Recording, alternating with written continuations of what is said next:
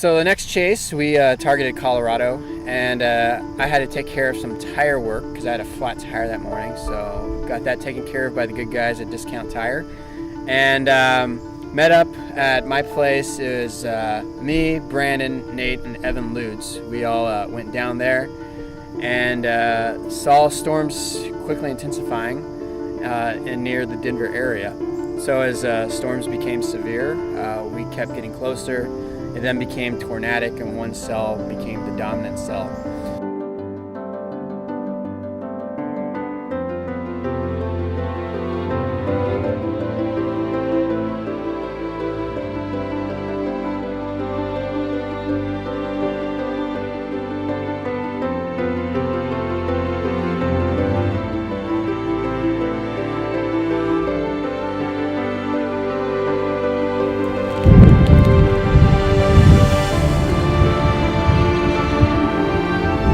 The rain really occluded most of our view from where a tornado would form, but we stayed on it nonetheless and hoped that it would clear out.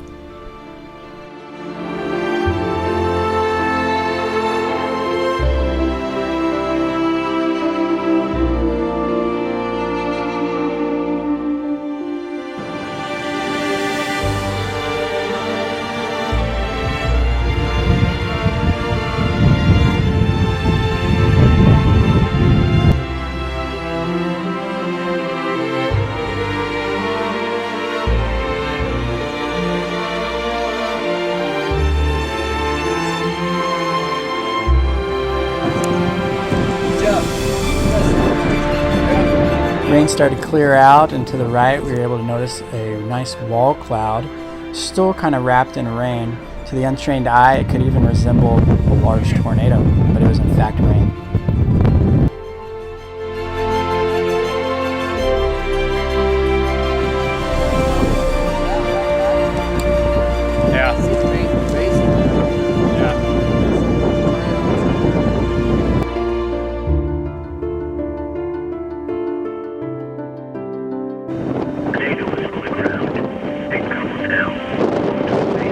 At this time, a tornado was reported. It is possible that there is a tornado inside that rain. It's also possible someone just mistaked it for a large tornado, that rain-wrapped area. Protect yourself from flying debris.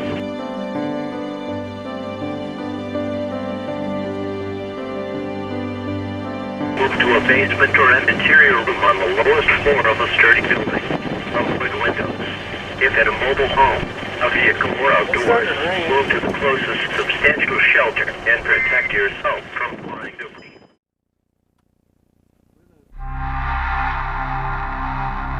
As we got back on the road, the storm began to backbuild, meaning that it started to begin to get strength again. And as we were doing that, we tried to meet up with Eric.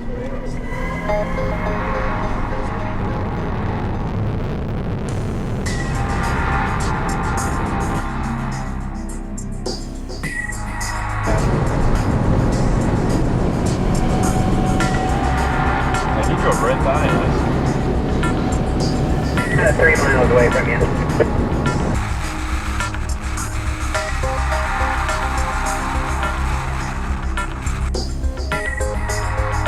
The storm was right over the radar site, so it was really hard to see what was going on radar-wise. But anyways, we got in front of the storm, repositioned, and set up our tripods and cameras for a nice time-lapse. And at this time, Eric also met up with us, and we continued to chase throughout the rest of the day together.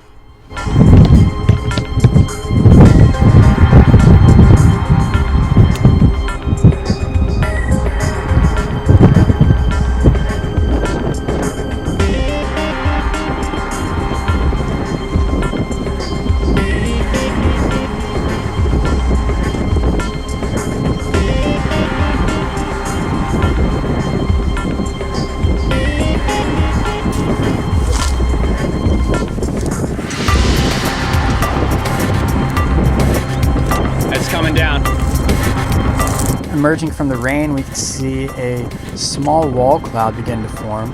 It actually looked like a large funnel.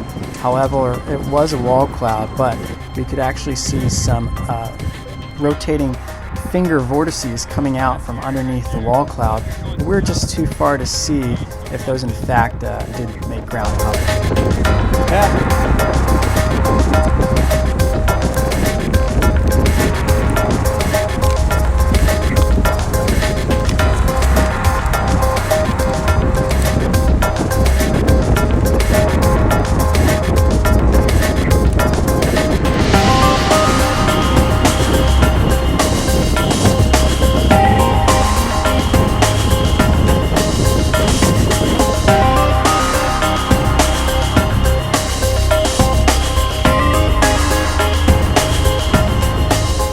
As the storm continued, we saw this nub funnel.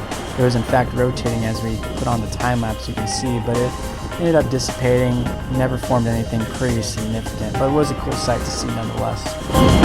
Good nub.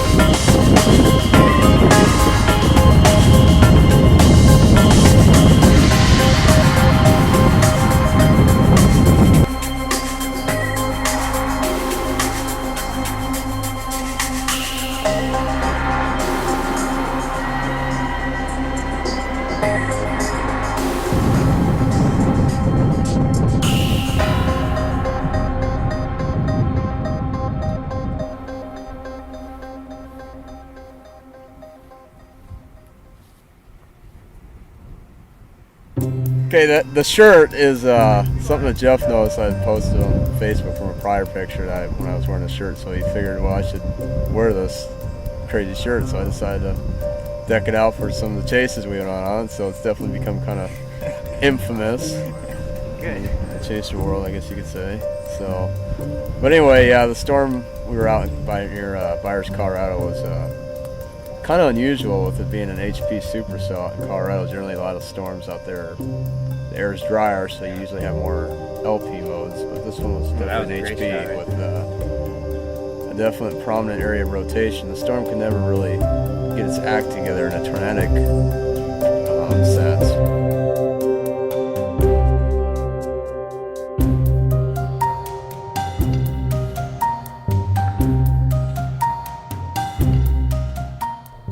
As the storm approached, it started to take more of a northeast track, so we decided to finish up our time lapse, get back in the car, and reposition to stay in front of it and keep a good view.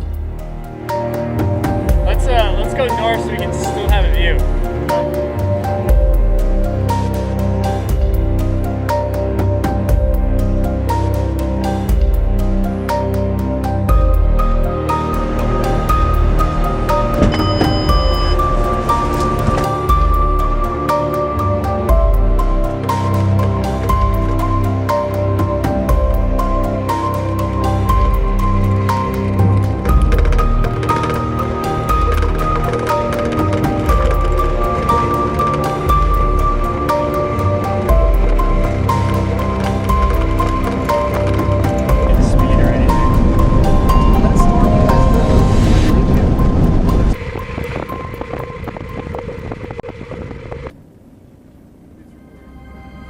It's recording. Is it recording, Ray? Yeah.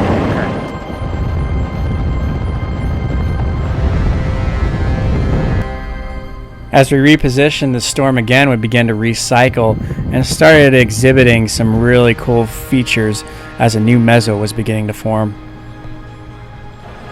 Over there.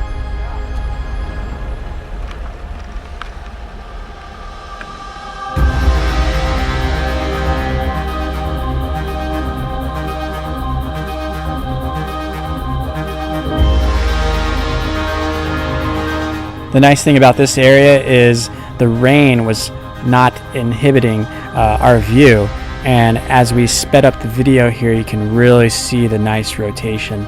It resembled a spaceship hovering over the plains as it rotated.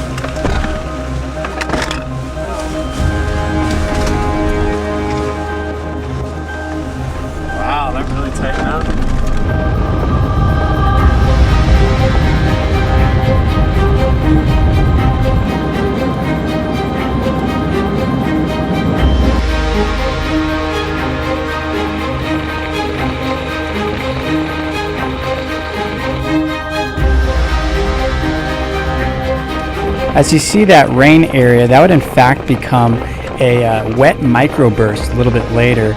We didn't keep the cameras on it long enough, but as you see in the next shot here, you can see how much more rain is coming out from there.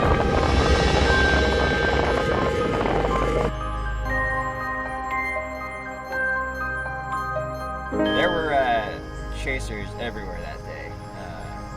That was probably the Yeah, chaser this- convergence of Colorado. that Yeah. year, for that year. Yeah, that was pretty crazy. It was insane.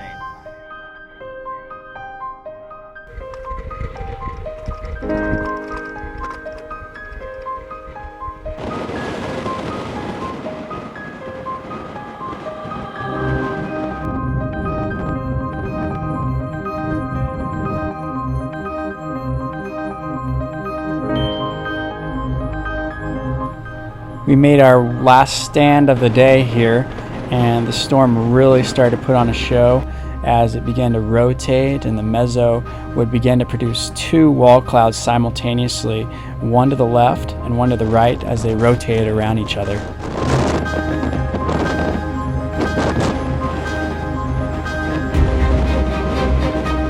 The wall cloud to the right definitely looked like the more beefy of the wall clouds.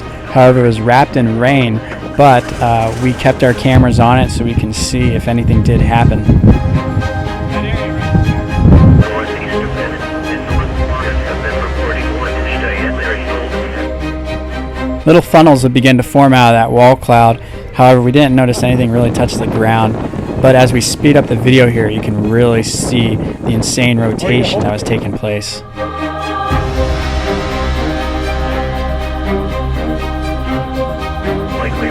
TRC chaser Trevor Teatley and his girlfriend met up with us here, and we would chase this together for the rest of the day.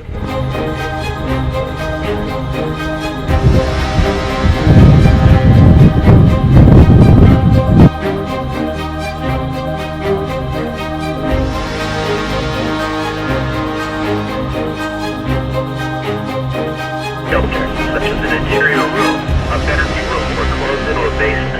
As rain neared, we packed up as the mothership supercell began to gust out, and we began to call it a day as the storm would begin to lose its strength and structure. In Colorado, this watch includes 11 counties. In east central Colorado, Alberta, in north central. So after the chase, we went to go celebrate at Ollie's, but we found out it was closed. Yeah, so we went to a that's bar right. across the street. Yeah. Went to the bar across the street, and we all feasted on some Rocky Mountain oysters, which Eric was kind of clueless to why they were fried and tasted like chicken. They have oysters in the mountains.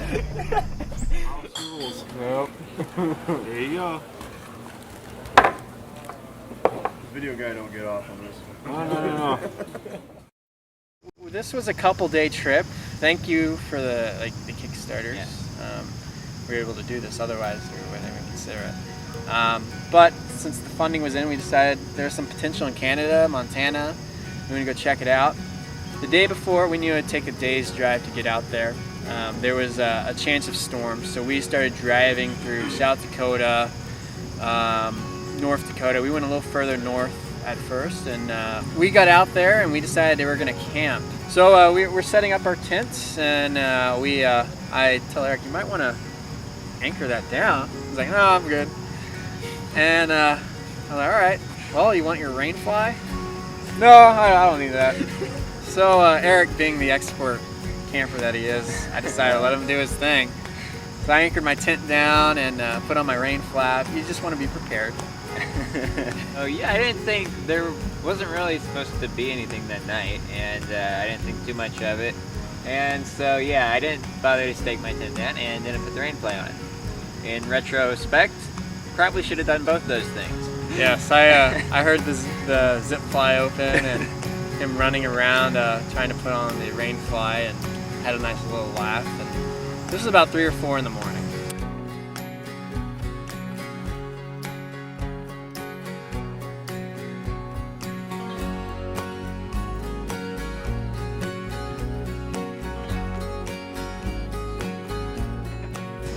Went back to sleep, and then the real severe storm started coming over, which I thought had died. Wind picked up. It never really went down, and it just kept intensifying. So I was like, this is strange. Something must be coming. Thinking it was a squall line, I checked the radar, and it was in fact one lone supercell that had a hook on it. I get out of my tent. It was dusk at the time, and I just see this huge meso coming over the hills. I pick up my camera right away, and I start doing a time lapse of it as it approaches, and go back in my tent and start sleeping a little bit. Wake up, and it's even stronger. I tell Eric, you might want to check this out, and get up. And once we realize it's severe, it's heading our location, has hail and strong winds, we decide we need to get north, or get to higher ground so we can film it the entirety. Yeah, it was windy enough at this point. Your tent was fine. Mine was like collapsing in on me. It collapsed on himself. And while we were leaving, he was so ready to leave, he didn't stake it in. So I was like, you better stake that tent in. It wasn't his tent. I let him borrow a tent. So he staked it in. We got to the top of the hill and watched it as it started to come in. Unfortunately, by the time it came in, it started to gust out and produced an outflow boundary and really just died. But it was a good wake-up call.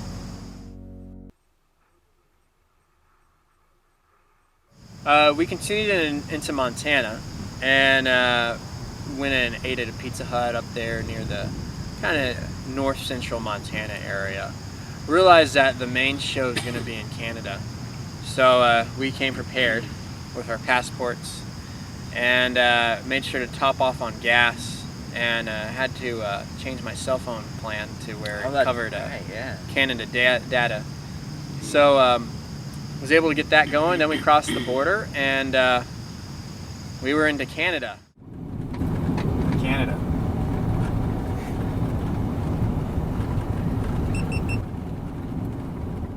We continued up north and saw storm initiation happening, so we needed to get up north, and with the limited amount of data I had for radar, I was able to see where it was at least initiating, so we can go from there. The environment Canada has issued a severe thunderstorm warning for southern Saskatchewan at 12:10 p.m. Central Standard Time, Wednesday, May 28, 2014.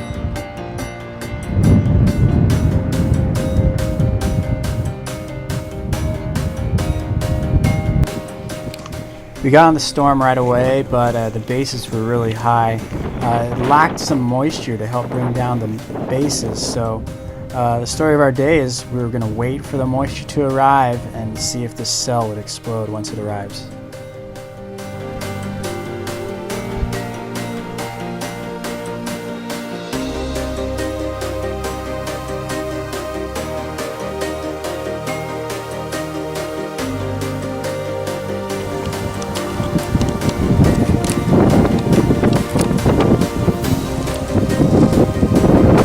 That's the second RFD surge.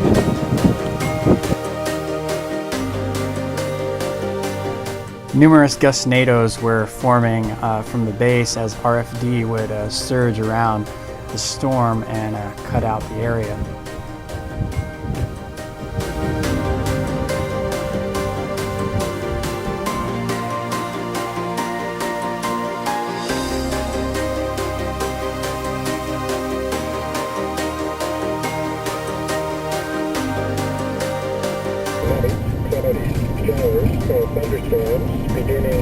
As we were on the storm, we had to keep up with it, and the only option was to go 2 miles south, get on a highway, and then try to continue with it.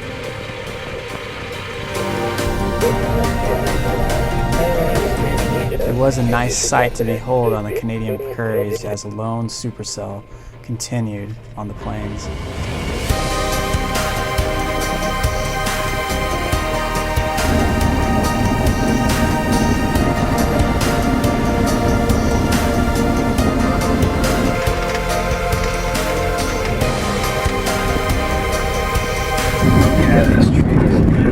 See how the inflow is twisting right in there?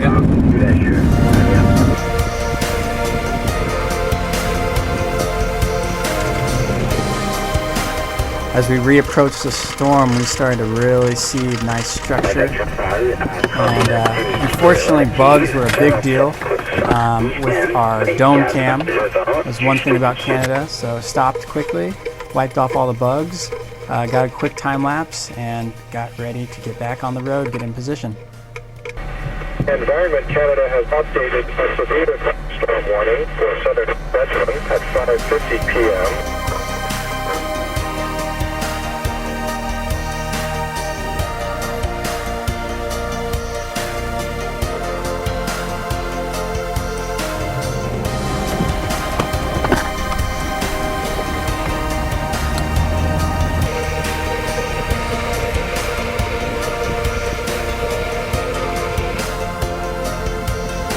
Beautiful rock-hard cauliflower updraft from the backside of the storm here. We would punch through this, get on the other side, and again see numerous inflow tails.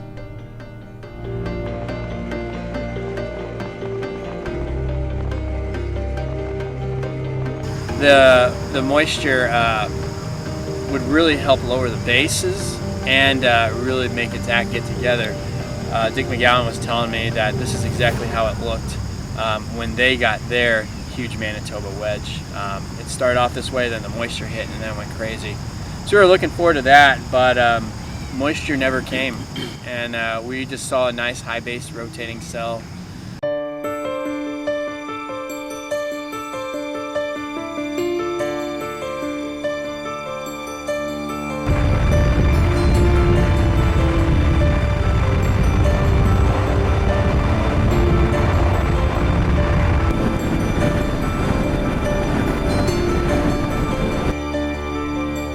Numerous inflow tails can be seen here, and we got on the other side of the storm and stopped to get a nice time lapse as it rotated away from us.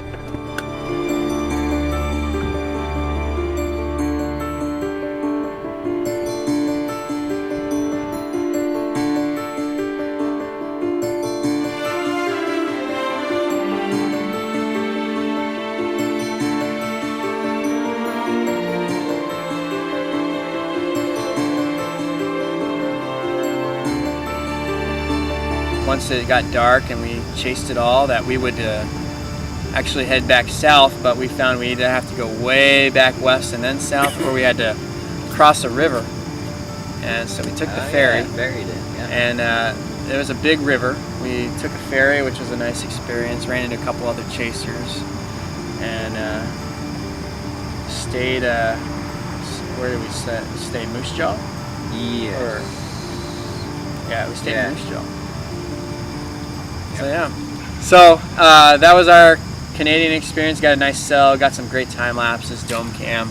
I think we had a brief funnel, and lots of little RFD cuts that brought about just dust and stuff on the ground, gust-nados, Bug-nado. bug-nado. Is that a bug NATO up there? We saw a bug-nado that you had this swarm of bugs that were swirling.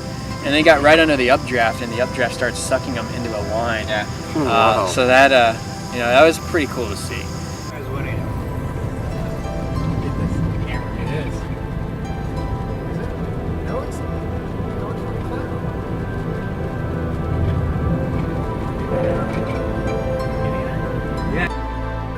After the chase, we arrived at a Super 8 to get some rest before waking up in the morning, ready to hit back to the American plains.